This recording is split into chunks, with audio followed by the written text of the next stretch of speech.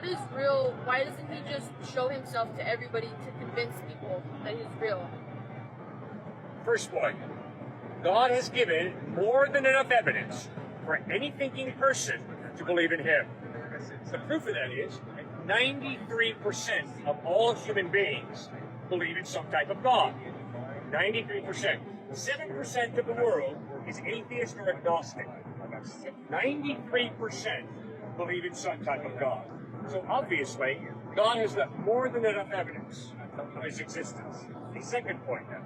Yeah, but why doesn't he give me the type of evidence that I want? Why doesn't he give me more physical evidence that he exists? That's a very dangerous path to go down. Because what that's saying is, God, you got to do it my way.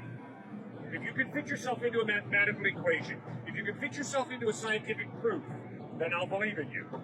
Whoa. You don't treat people that way, so don't treat God that way. If a young woman says to a young man, I really love you, and he says, I don't believe you. And she says, what do you mean? And he looks her in the face and says, unless you have sex with me, I don't think you love me. That's manipulative. That's not being open, vulnerable, honest. That's being manipulative. Well, the same thing with God. For me to say, God, if you exist, you have to meet this criteria in order for me to believe in you, that's not being open and honest and vulnerable. That's being highly manipulative. So I think it's rather clear. Don't manipulate people, and don't try and manipulate God. It ain't going to work. The final point is this. In Romans chapter 1, Paul writes, for although they knew God, they neither glorified God nor gave thanks to him, but their foolish hearts became darkened. What's he talking about? Just look at your motives. I look at my motives. I've got some pure motives, and I got some really evil motives.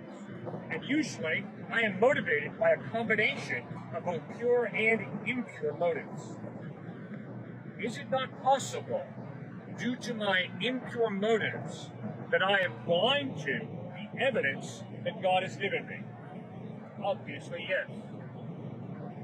So that's why to be purely objective about God is really hard, because I want to run away from God. I am a sinner, and I would just as soon run away from God. Michael spoke about it eloquently. I am not like Michael, but I am like him, and I'm a sinner.